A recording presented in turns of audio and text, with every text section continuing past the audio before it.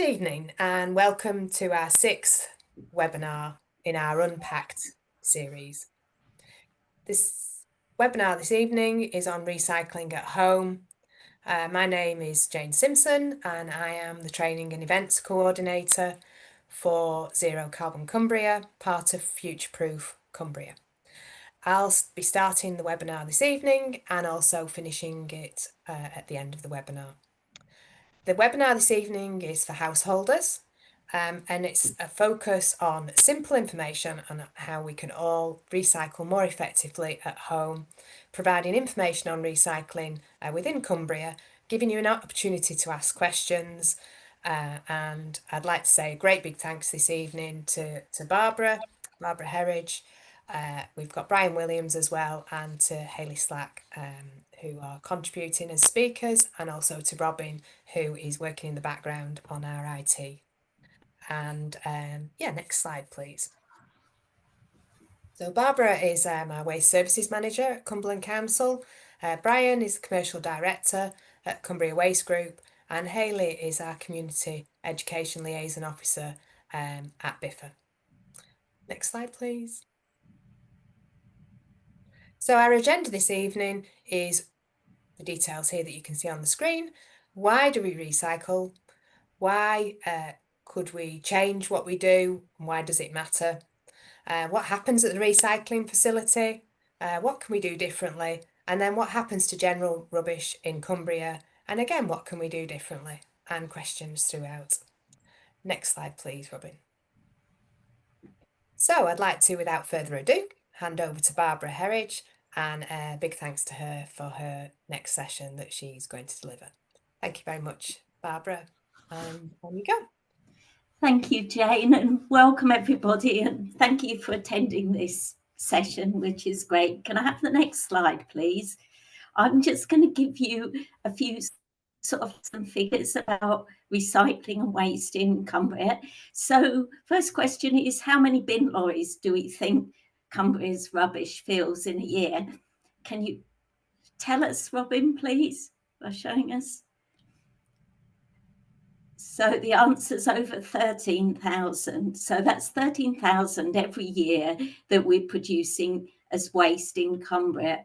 And we're one of the smaller authorities in the country. Slide, please. And to put that in perspective, that amount of rubbish is a traffic jam from all the way from Carlisle to Barrow. So if you can show that, Robin, that'd be great. Thank you. Just gives you an idea of the scale of the amount of waste we're producing. You know, I think we all tend to put out bags of rubbish each week without giving it a second thought, but we're at the end of that process and we see the volume that's produced. Can I have the next slide, please?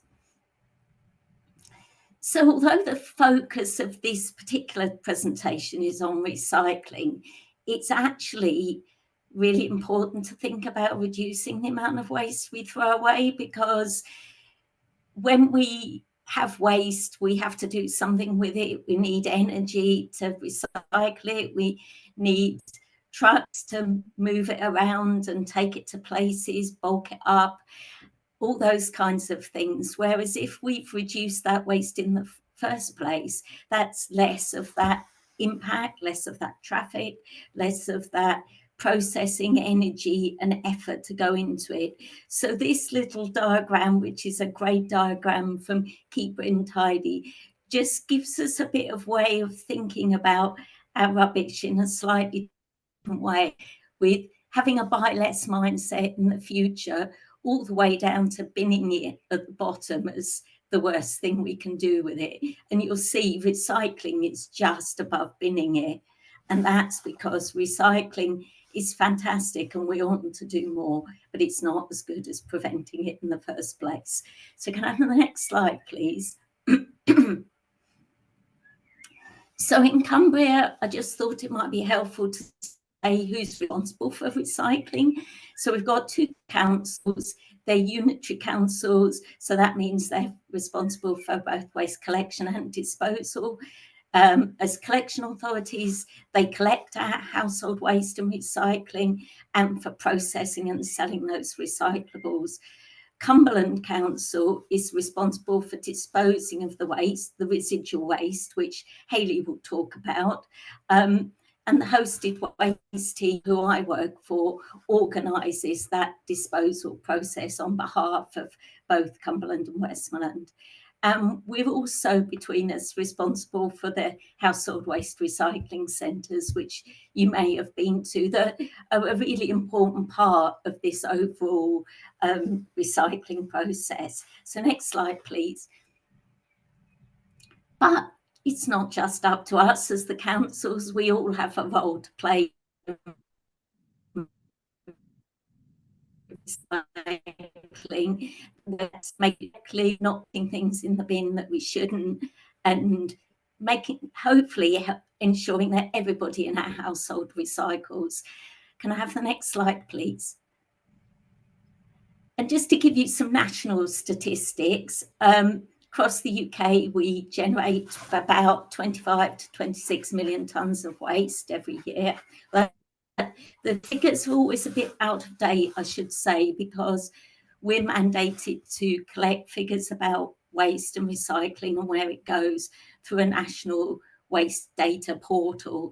And there's always a bit of a lag in when that data is actually validated and published. So we do have more recent figures, but we usually, what you'll see publicly is usually a couple of years out of date, 18 months to a couple of years out of date. Nationally, we produce about 375 kilos of waste per person per year. In Cumbria, we're actually producing more than that, 466. You can see on the slide that we recycle about 44%. We're actually a bit better than that in Cumbria. We recycled the last year where we had the statistics, 2022-23, it was just over 50%. But there is variation across the area, and there's variations across the UK. Wales, for example, is the second highest country with the second highest recycling rate in the world, with Germany being top at 60%. So our rates across the country vary. They vary also in Cumbria too. But we want to increase the recycling rate, and the government has recently introduced legislation to help us do that. So if I can have the next slide, please. And that shows you the reason why we've got more legislation, because as you can see, our recycling rate has not really increased very much over the last few years. The dark blue graph line bar charts are England, Wales is the orange one, consistently at the top, but even they are kind of levelling off in terms of recycling rates. So we're trying to do more to increase our rate of recycling. Can I have the next slide, please? I see there's a question in the chat saying recycling can be a misnomer. Can you be clear what you mean? So by recycling, I mean taking material from your household and turning it into something new, whether that's recycling. The statistics mean turning it into something new. They also include reuse, where we capture it, and also converting garden waste into compost. So those are the three elements of the term recycling when we're talking about national statistics. So I hope that helps, but if you need more explanation, we can cover that at the end of my piece. If you look at recycling, we can see there's also a lot of recycling still in our general waste, the waste that we throw away. So we do a sample every year looking at what waste we're putting into the general waste, which Hayley will talk about. And although you might not be able to see the detail, actually you can see the biggest proportion of things that are still in there that are potentially recyclable is avoidable food waste at just over 12%. That's the biggest bar, in the middle of this slide. And you can also see that there's textiles, absorbent hygiene products, paper and card that can be recycled. So there's still considerable amount of material in our general waste that we could be recycling. Next slide, please. And this is just an example of when we've done the waste analysis, done the sorting to see what's in the general waste. You can see those textiles, high-vis jacket, something else that looks like outer garment, undergarment, and a shoe or something poking out. We couldn't recycle those items now that they've been in the general waste because they're too dirty, they've been mixed with other rubbish, perhaps wet and soiled. So once they're in there, that's it. You know, they can't be recycled. Can I have the next slide, please? And this graph just shows what the makeup is of the materials that I've just been talking about. You can see there's still a lot of organics, which is food waste, but we've still got a lot of paper and card in there, metals and other materials like textiles. So it's just a different way of showing that there's still more potential. Can I have the next slide, please? And why do we want to recycle? Well, it saves on natural resources. We use materials that have been dug out of the ground, for example, to make aluminium cans. If we keep making aluminium cans and we don't recycle anything, we'll continue mining those materials out of the ground. It saves energy if we recycle. It has a value. It's a government requirement. I've mentioned the new I've mentioned that there's new legislation on recycling. It's called simpler recycling. And the aim is that we all collect the same things across the country to make it simpler and easier for people to recycle. And lastly, I kind of think waste, we shouldn't call it waste really, because it's actually a resource. You know, if I'm holding up an old can of aluminium can, that's actually aluminium. It's a resource. It's not waste to be thrown away. I've only decided it's waste because I've determined I'm going to throw it away. So can I have the next slide, please? And I think the other point to make is that recycling and waste has a carbon impact. This is a piece of work that's been done by Zero Carbon Cumbria and Small World Consulting, and it shows the carbon footprint, which has an impact for all of us of Cumbrians. And it shows, you can see water, waste and sewage on the left-hand segment, in everything else in the yellow square, the yellow triangle. That's the impact of water and waste. There's other things, obviously, like food and drink and travel, all having a carbon impact, but waste does too. Can I have the next slide, please? And why recycle? What's the benefit?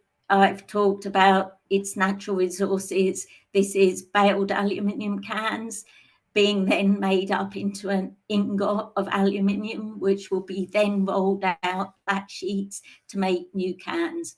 So a can can be back as a new can in about 60 days, paper potentially in roughly a week. So there's a real benefit to recycling, and it can be done relatively quickly too. Can I have the next slide, please? And what happens to your recycling? Well, each of the councils, I've said, is responsible for collecting the recycling from your home. The materials are then sold. Locations where they sold vary, but typically in the northwest of England, Scottish borders, England. And some of the material goes to the Cumbria Waste Group site at Hespin Wood, which Brian, who's talking next, will come on to. Can I have the next slide, please?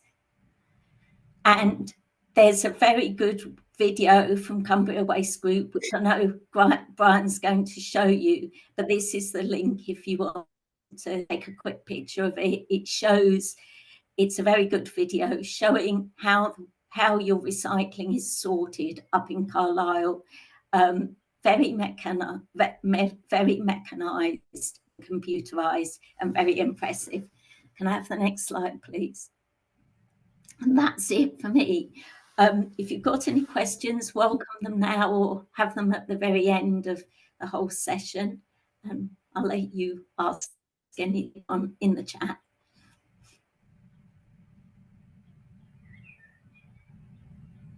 Okay. So I don't think it looks as though there's any questions. So I'll now be pleased to hand over to Brian, who is from Cumbria Waste Group. He's the commercial director for Cumbria Waste. This is Brian Williams, and he's going to talk to you about the recycling process and how they actually recycle your recyclables. Thank you very much, Barbara, and good evening, everybody. Next slide, please. So Cumbria Waste Group, we're actually one of the top 20 waste management companies in the UK in terms of turnover. Our primary focus is to provide a broad range of waste management solutions that ultimately mean that material collected is not sent to landfill. And we collect in any one year approximately 100,000 tonnes of recycled material, dealing with recyclate, general waste, food waste, and more tricky hazardous waste. So a real diverse and broad range of waste management services. In terms of the size of the business, we service over 5,000 customers in the northwest and the northeast of England, and they range in the private sector from small businesses to large FTSE companies such as United Utilities and Sellafield. And then from a residential perspective, a broad range of local authority council customers where we process curbside collected recycled material. Operating across the county, I would say we're a significant employer in the environmental services sector. We employ around 350 staff across all of our operations and head office functions.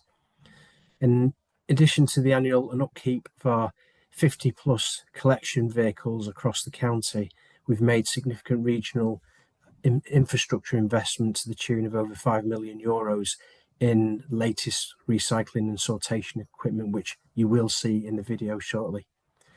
Next slide, please.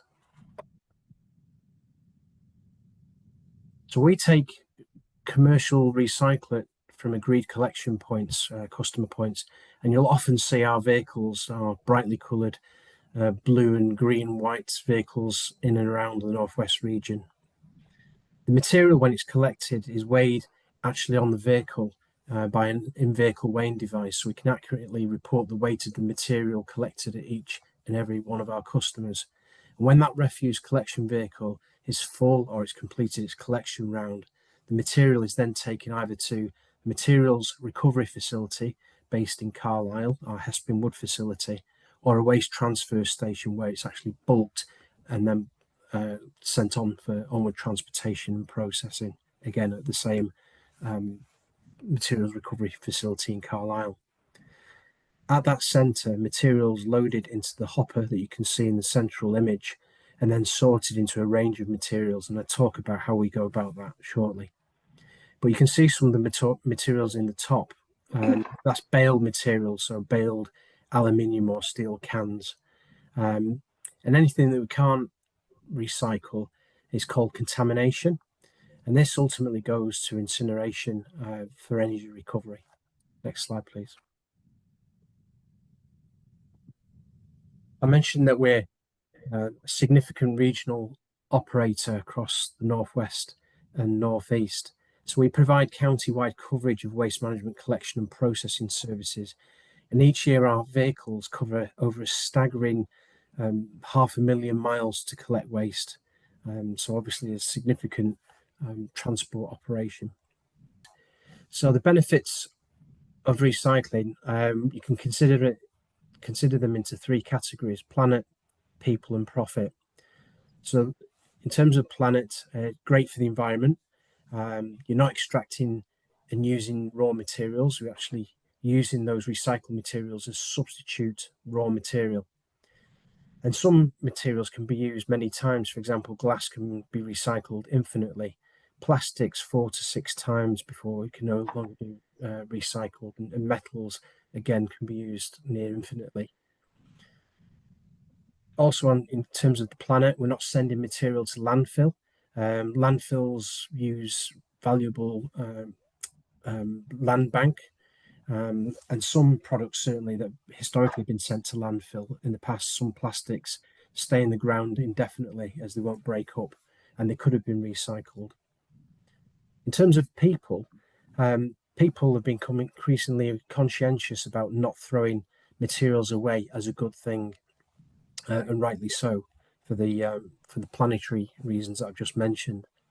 But also from a people perspective, the environmental services sector in the UK is a significant employer, and the most recent estimates indicate that it employs around 650,000 people across a range of jobs from operations, finance, and other support functions. And then the final reason to recycle is, given that there are reducing numbers of landfills, the costs of disposing of items to landfill is becoming increasingly expensive. There have been increases in landfill taxes most recently. But then looking at the costs of energy recovery, energy from waste plants, the costs are rising. So it's better recycle where possible materials you can, rather than send to landfill or energy recovery in black bin bag waste. Next slide, please. So in terms of the materials that Cumbria Waste Group recycle, let's start with green waste. So our green waste recycling services include wood waste or garden waste.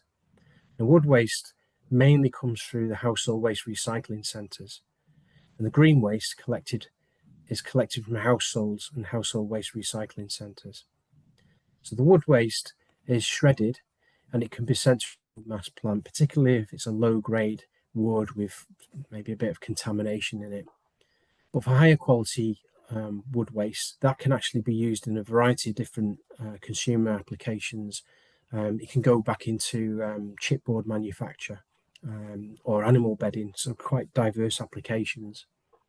And then green garden waste or material is actually composted for around 12 weeks in different lanes. We call them windrows, and then it's shredded into a material that's suitable for gardening and application in everybody's home and back garden.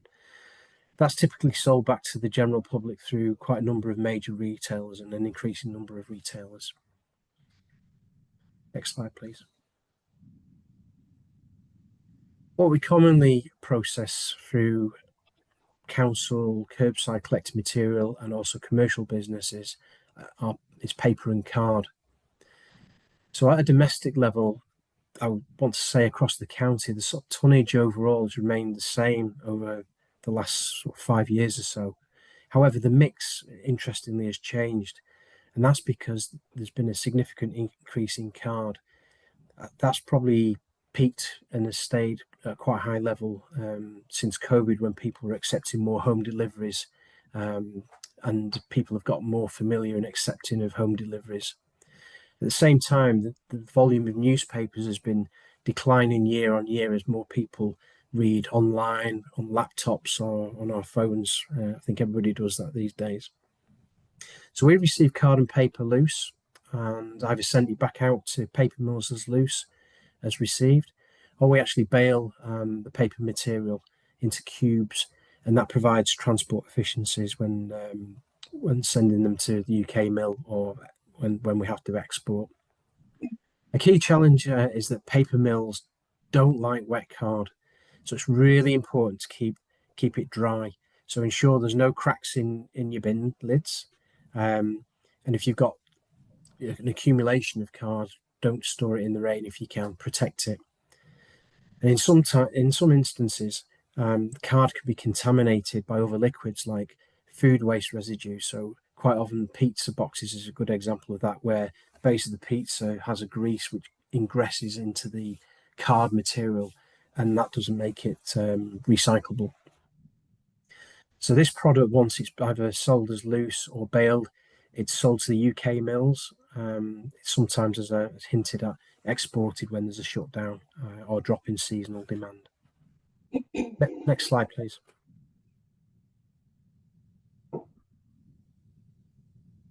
Other materials are known as commingled recyclate, and this usually includes all your containers to store drinks, food, and other household products like cleaning materials, washing liquids. The heaviest container type is glass, which in an average ton of material accounts for 2/3 of the weight, followed by plastics. And those plastics are dominated by polyethylene terephthalate, or PET, and that's the acronym I'm going to use from here on in. PET is a typical clear drinks bottles, water, soft mineral drinks, fizzy drinks.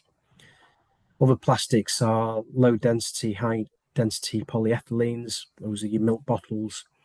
And then you get your polypropylenes, which are more hot drinks, food tray type plastics. The other materials, container materials, are steel and aluminium cans. The rest in your commingled recyclate is contamination and won't be accepted by manufacturers on the grounds of either poor quality or other materials are in contamination that simply shouldn't be in the recycling stream. For example, batteries, vapes, carpets, all sorts. You see, it's amazing what you get to see in your recycling bin that shouldn't be there. And we'll come into that towards the end of my part of the presentation. They should have gone simply into the general waste bin or been recycled through another appropriate channel. Next slide, please.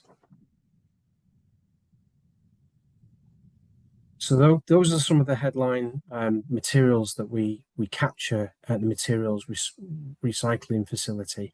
So now hopefully we're going to show you a short video of our facility at Carlisle at Hespin Wood.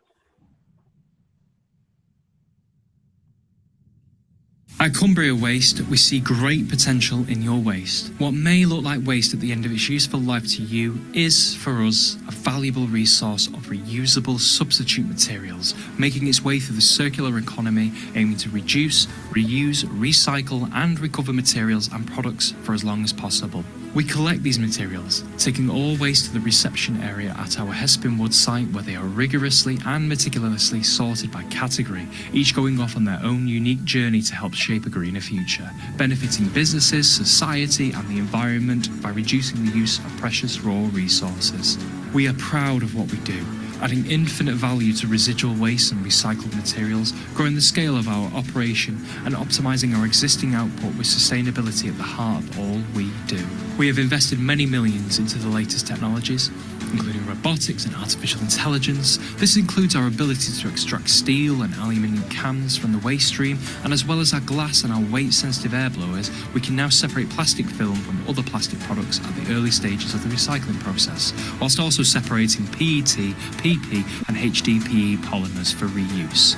Thanks to our committed investment in technology, we can now send non-conforming plastics to be reprocessed elsewhere into a fuel, giving back our own source of renewable energy. We can also capture low-grade aluminium from tablet foils to bottle tops, which would have previously gone to landfill, and we're striving to introduce Tetra Pak capture to our line in the coming months. In an ever-changing world, we have had to change too, adapting our approach in how we see and treat commercial and domestic waste. We don't just collect your waste, we don't just recycle, we innovate. We strive to create a world in which there's nothing that we can't save and shape into something even better. The future is now, and the future is Cumbria Waste. So all the material actually comes in as container mixed, and the function of the plant is to sort individual materials. So let's start with glass. So glass is the first material to be sorted through the process. It's actually crushed, and the heavy weight means that it actually drops by gravity through a sieve. Unfortunately, it's got the lowest value of recycled material in the region of 30 to 50 pounds a ton when it's recovered. Big challenge with recycling glass is that if the glass containers come in containing food waste in any that's okay.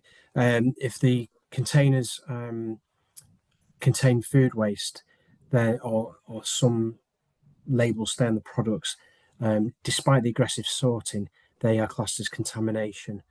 Another challenge in the glass sortation part of the plant is that heavy items can sometimes find their way through, such as vapes. That's really challenging to separate those out.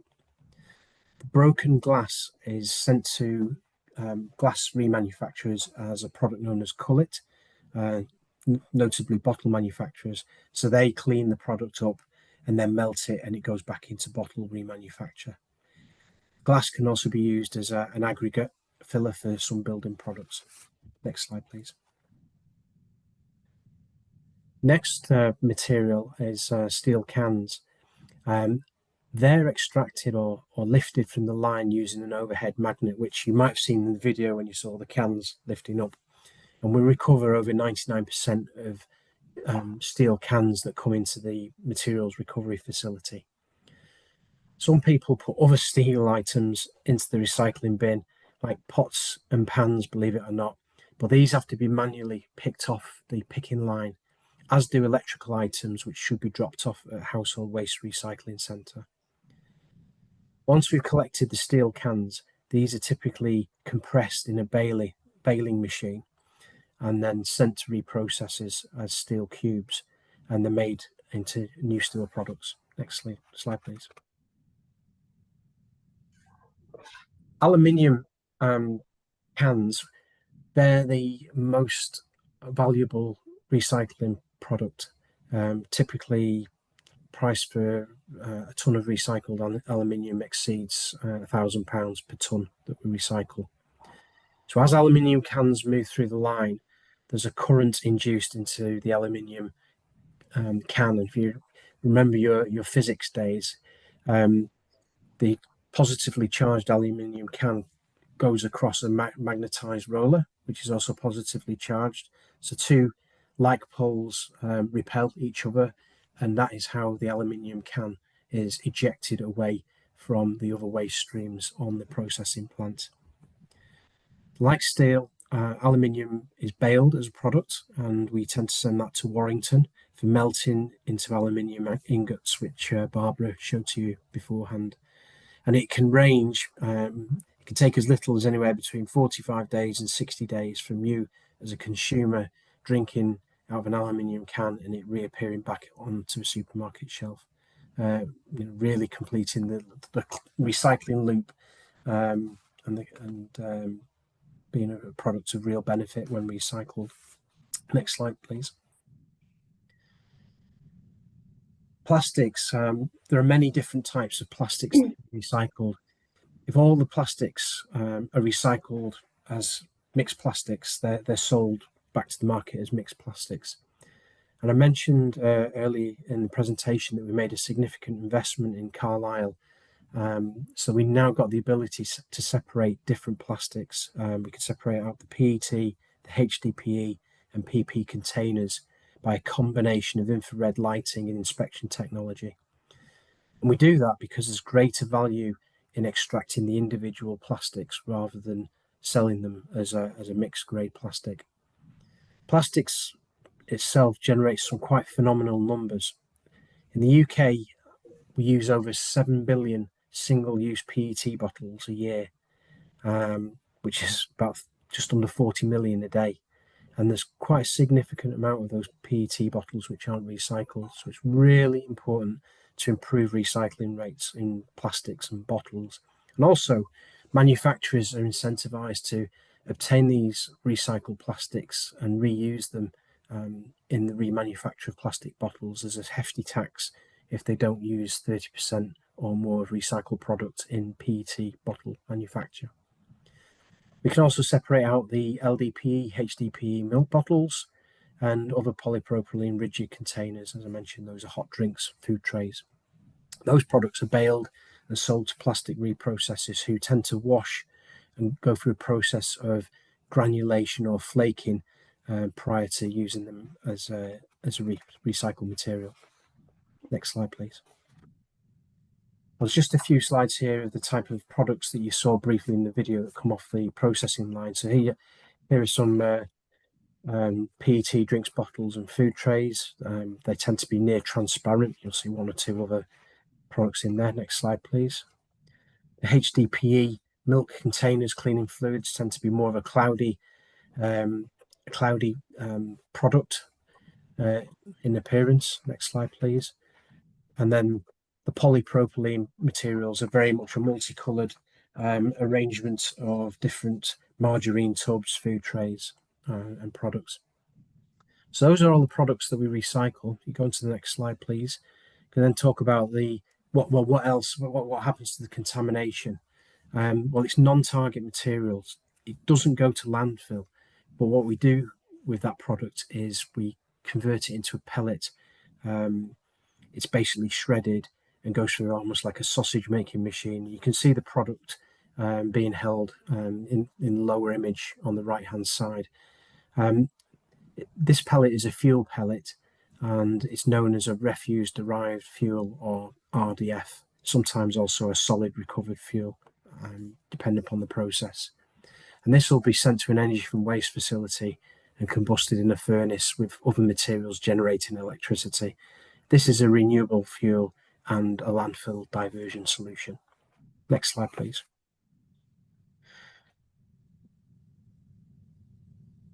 So what happens when people get it wrong? And sometimes it can be challenging to understand if a product's suitable for recycling or not. But here are some of the impacts of incorrect recycling. Top left, I mentioned people picking off pans, pots, and other materials. It's quite a labour-intensive front-end sortation process. We have to employ people to do that, and it's not a very nice environment with odour, smell to deal with. We get the occasional black bag in there containing residue, and that poses a risk of contaminating other recyclates available in the recycling stream. We don't know what the contents are. When compressed in the back of a collection vehicle, batteries change the chemical state, which can lead to battery fires, either in the collection vehicle, in the processing plant, or other parts in the whole processing sequence. Obviously, at significant cost to the operator. I mentioned carpets, top right. Yeah, we get carpets, we get the underlay to go with them too. Again, they have to be manually sorted, extracted out of the recyclate stream. They could simply damage the plant. And then we also get the seasonal, fashionable challenges of new markets as they are made. So most recent one being vapes. Batteries carry the dangers throughout, as I mentioned. So really they should all be going for the appropriate recycling channels. Batteries through supermarket schemes, some household waste recycling centres. So it's better to check where you take your materials. And that sort of leads very nicely into sort of my sort of last slide, which is what can we all do differently? Well, put your waste in the right place. Batteries, vapes, electricals. Check if retailers have a scheme, if you can recycle through your household waste recycling centre. Wet or greasy cards is contaminated material. Mills won't entertain processing that, so probably has to go in residual. And if you're unsure, put it in the general waste, or seek any further information from your local waste management company or the council, their guidelines. Another piece of advice would be wash out your containers and keep the bottle lids on. They're easy to process that way. Full jars of food, again, a contamination and can't be recycled. And then keep recyclates loose. Don't put them in black bin bags. Don't put them in bags at all. The better just to keep them loose, and we can process them rather than split bags or try and guess what the contents are. So, Jane, you had a recent visit to the Hespin Wood facility that was in the video. Did you have any takeaways from the visit? Yeah, it was great actually. I really enjoyed it, and that is something if anybody's interested in on this call to actually go to do another visit perhaps in the future, and also to the Biffa site as well. So do let us know if you're interested in that. I think the only other thing, Brian, I'm not sure you mentioned it, was that when I went there, Duncan, the operations manager, said about don't put long things in your recycling. So things like hose pipes or ropes, they obviously get stuck in the machinery. And the other thing I thought was interesting is, although I don't know how much of this is around now, those polystyrene bases that are black, so anything that is of a black material that gets confused when it sits against the belts, because the belts are black and therefore the machines can't distinguish the black belt from any black recyclable material. So that was the other thing. It was fascinating. I'm going to answer Andrew's question because I can, because I know that was one of the things that Duncan said to me. You answer that one, and I will answer the Tetra Pak question. Yeah, which was you can keep lids on glass bottles and jars. Yeah. I'm right with that, aren't I, Brian? Because correct. Because the lids might fall and and separate. So please keep them on. The Tetra Pak, since February of this year, we've got the ability to separate Tetra Pak now. So that should be going in your container mix. Recycling. There's another message as well. So is that from now then, Brian? Yeah, you can do it. Yeah, you can do that now. In your in the container mix. Yeah. Which is your container, your glass cans and plastics. Yeah. With the tops on. With the tops on. Yeah. Right. Yeah. Should we remove label bottles? There are quite a number of I didn't go into detail in the presentation, but labels and paper to a degree is extracted off the glass. So yes, if it comes off easy during a brief washing process, yes, that would be helpful. But ultimately, we do extract some of the labels off some of the bottles, and then that goes into the fuel pellets. So it's down to the individual, and I know some labels are quite stubborn in coming off. No, there's no need to remove the windows from envelopes. We tend to deal with that. Thanks, Katie. Thanks, Richard, for those questions.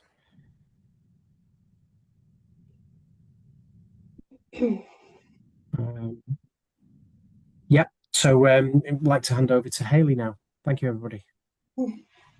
Thank you, Brian. Good evening, everybody. So I'm Hayley, the Community Education Liaison Officer at BIFA. Have the next slide, please. So what happens to your rubbish in Cumbria then? We know about recycling and we know roughly what happens to everything else in between, but what happens to our rubbish? So if we go on to the next slide, this just reminds everybody of what Barbara mentioned at the start of the presentation.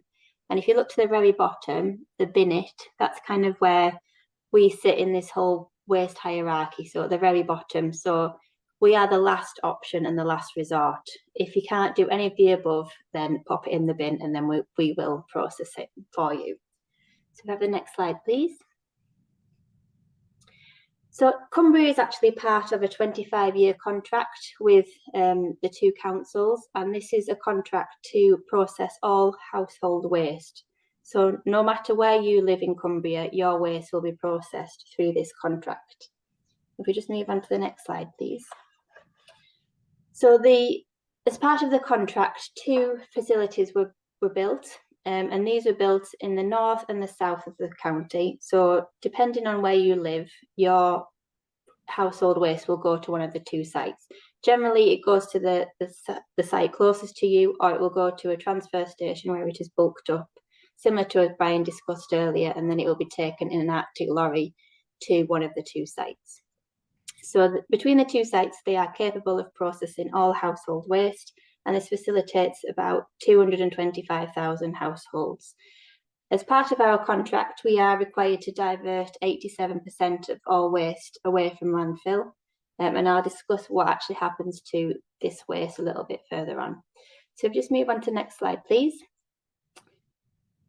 So this is possibly one of our best kept secrets in Cumbria. Most people still believe that our household waste goes to landfill, but this hasn't been the case since 2011 and 2013 in the Sowerby site. But these two buildings collect all the rubbish and they actually take it through a process. we go on to the next slide, this kind of shows you a little bit. It's a very simple diagram, but basically our process is a process for receiving waste. So your waste from your bin will basically go into the bin lorry, and it will either be driven directly to the site where it is tipped into the reception pit, or it goes to the transfer station where it is bulked up, and then the big Arctic lorries will come to the reception pit and deposit the waste there.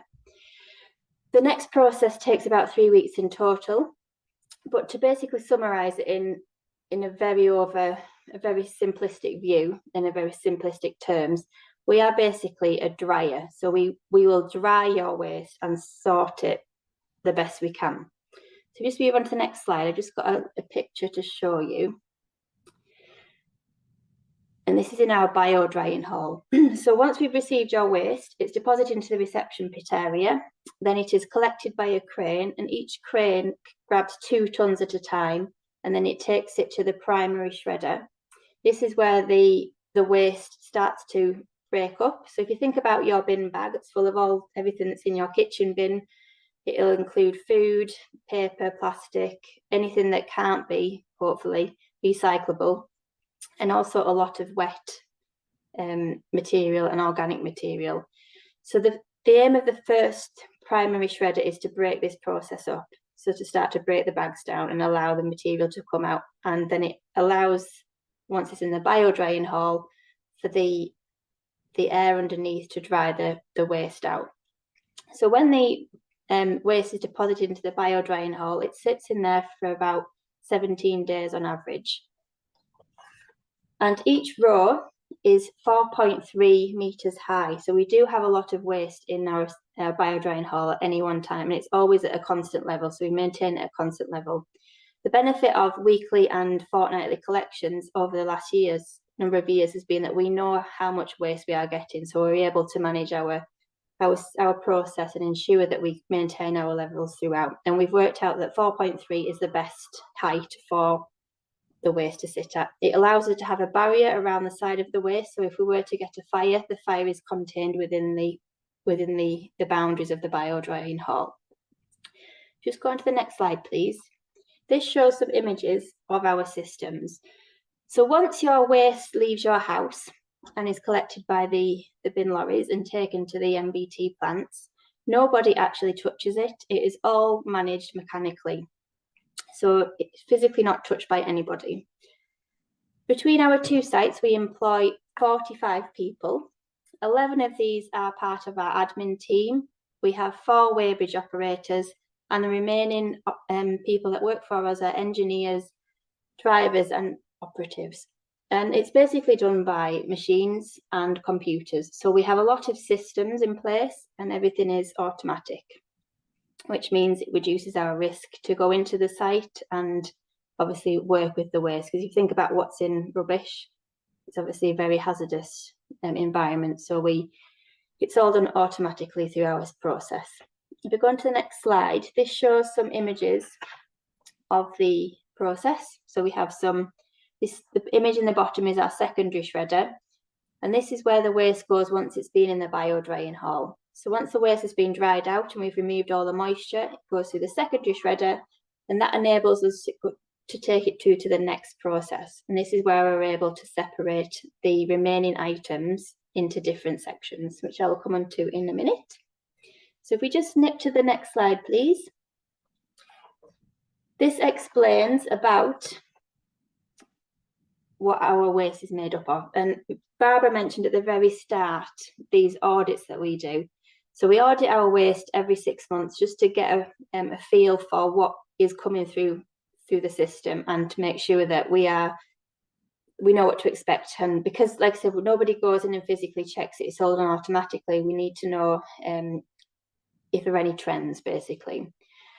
But in general, we do have a consistent range of waste coming through our bin system, and this can be broken down into 6 different categories. So the first one, Brian has mentioned this in his slide, this is the solid recoverable fuel, and that makes up over half of our average.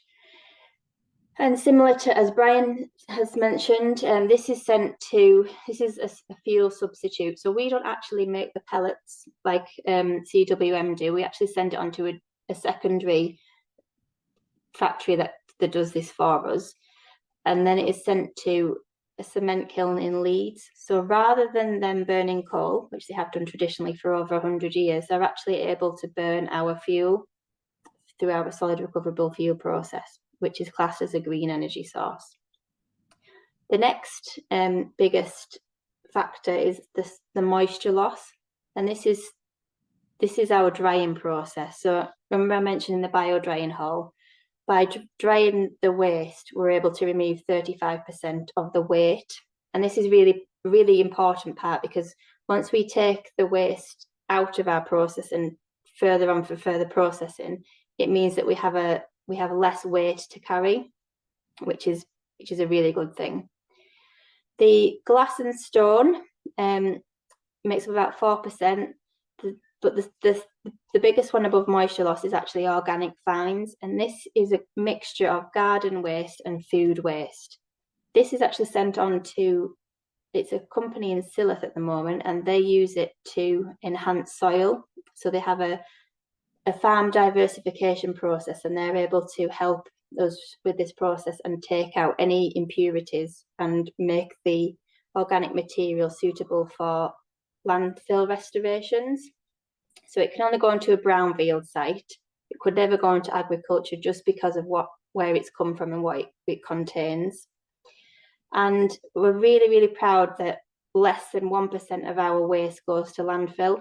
And the only thing we do send to landfill is actually the dust, and this comes from our extraction fans, which means that when the waste is drying out in the bio drying hall, we have fans that suck warm air from outside inside, and this creates a lot of dust further down the process.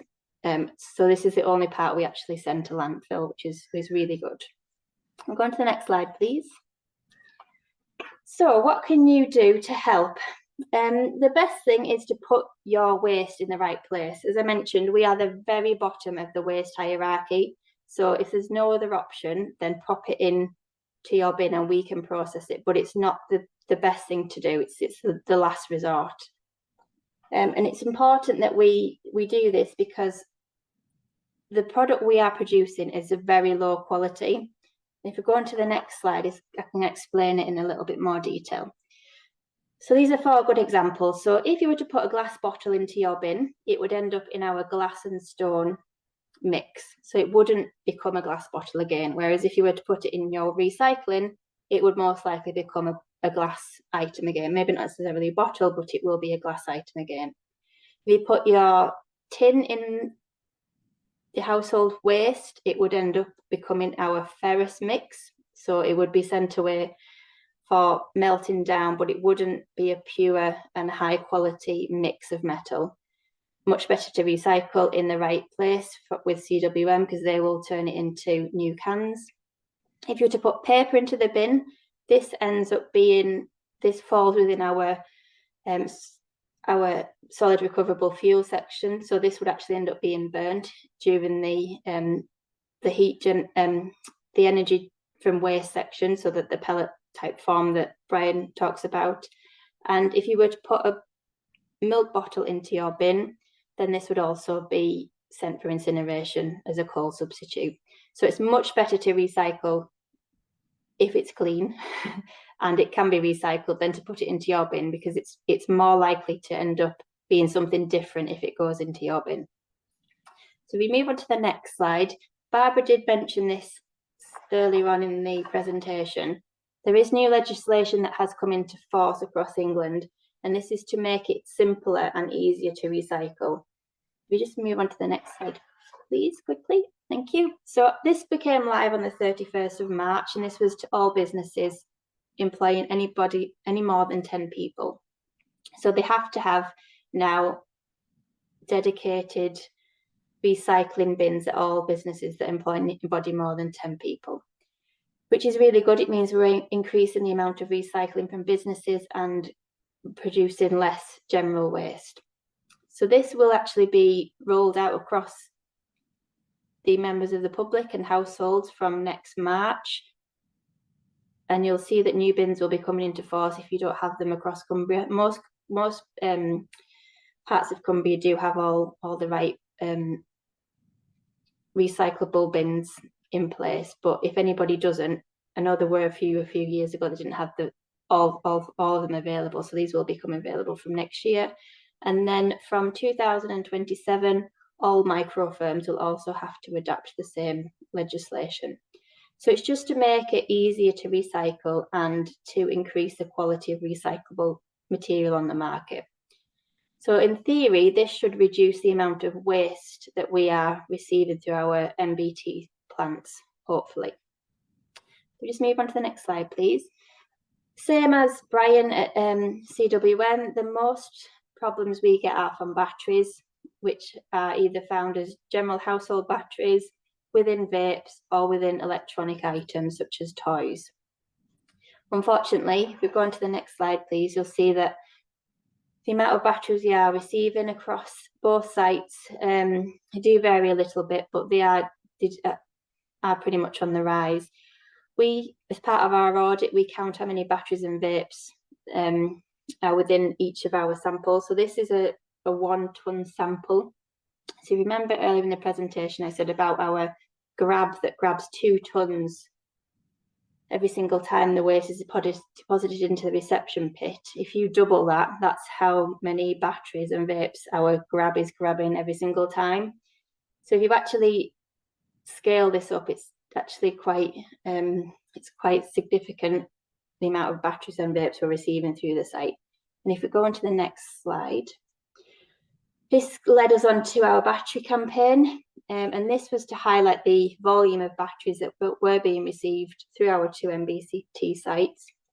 This was launched in March last year at all primary schools, and it was just to kind of put these figures into something that people could relate to. So we worked out that the weight of the batteries going through our sites every year was equivalent to the weight of 3,650 Herdwick sheep. So a very Cumbrian thing that we could relate to, but also a very large amount of batteries. So the campaign has been really successful. Cumberland Council have been really supportive and helped us raise awareness of this with multiple advertising throughout the county, and also donated money for prizes, which has helped encourage the schools to push the battery collections within the school. So every single primary school in Cumbria received a battery box, and they were encouraged to spread the word and bring their used batteries into school.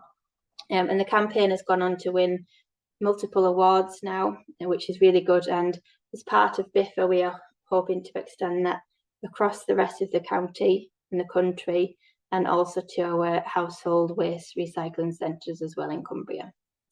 So if we move on to the next slide, please. As I mentioned earlier, batteries are found within toys. Unfortunately, toys are having a lot more batteries embedded within them, and they're not easy to get out once they are in there. And unfortunately, people maybe don't think to remove batteries before they deposit of toys.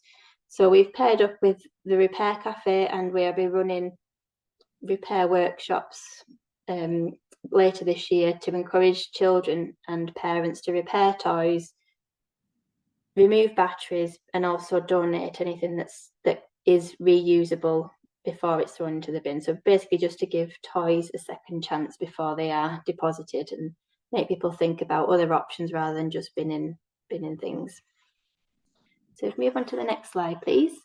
This takes me on to what can we do differently. So we're a bit similar to Cumbria Waste. Batteries, vapes and electricals are our biggest problem, including wires.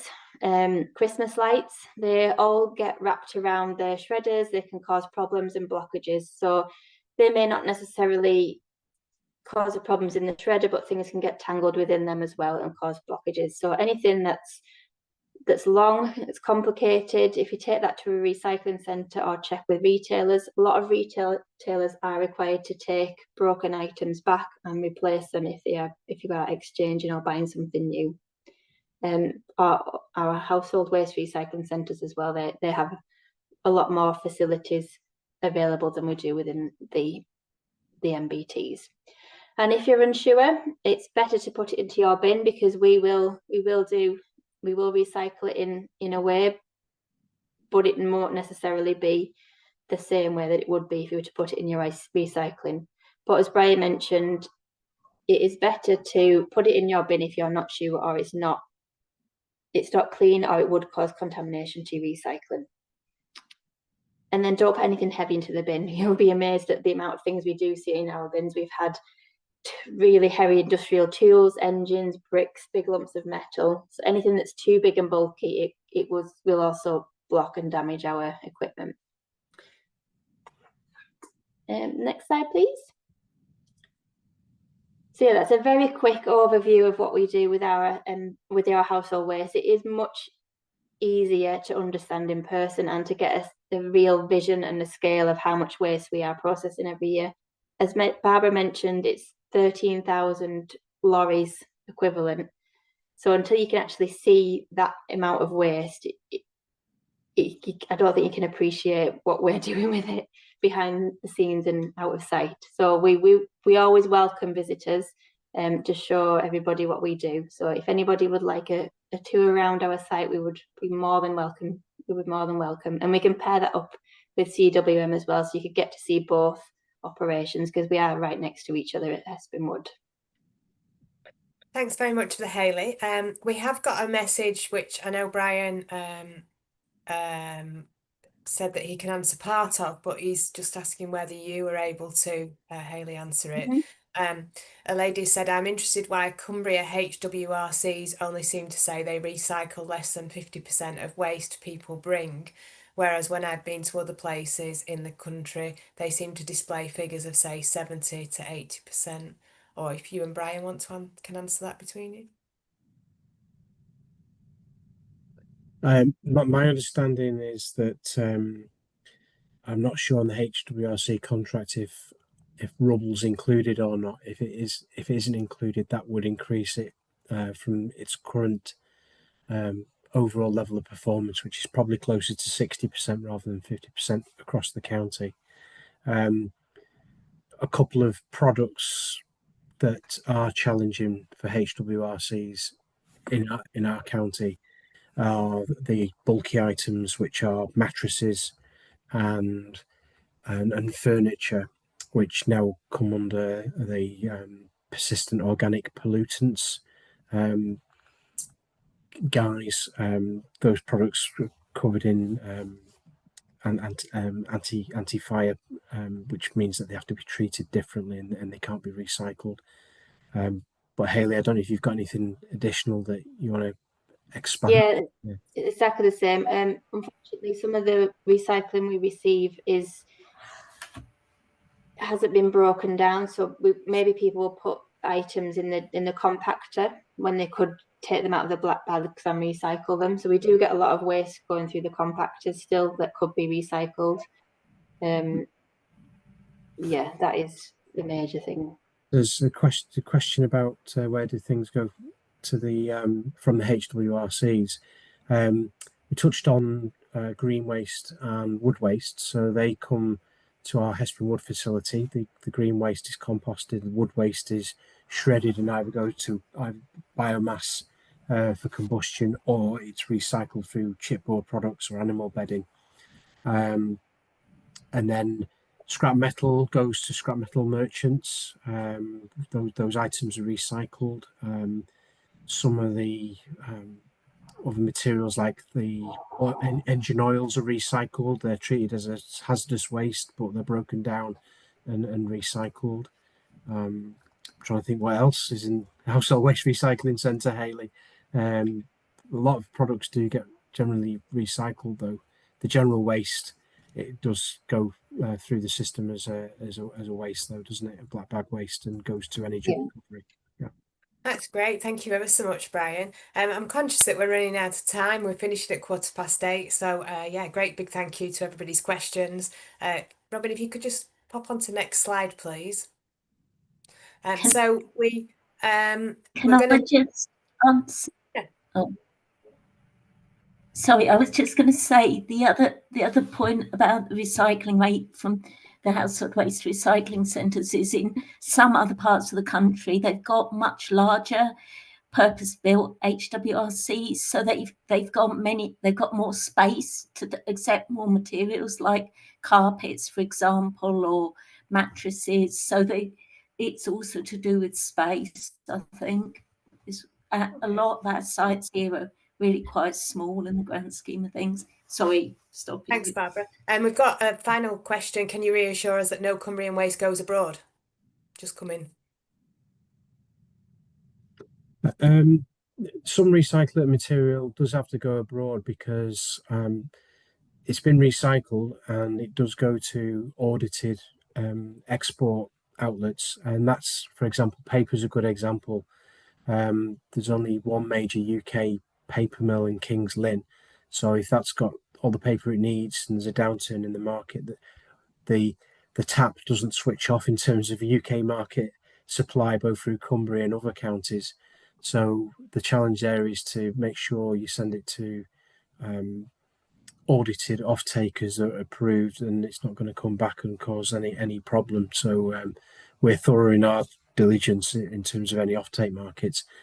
Most of the other products tend to be recycled in the UK market. Plastics, metals, other products that I've already mentioned are there's a good enough demand locally for that not to be an issue. Okay, thanks very much, Brian. So just very briefly then, thank you very much to our speakers this evening for your contributions. And we'd just like to let you know that we do have other Unpacked webinars in this series. The next one is on electric vehicles on Monday the 14th of July, and the recordings from the other ones that you can see here are available on our website under the Zero Carbon Cumbria website. Next slide.